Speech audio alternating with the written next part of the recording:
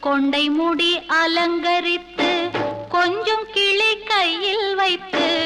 அஞ்சுக மொழி உமையாள் வீற்றிருந்தாள் அந்த அழகிய மாநகர் மதுரையிலே மதுரையிலே மதுரையிலே மதுரையிலே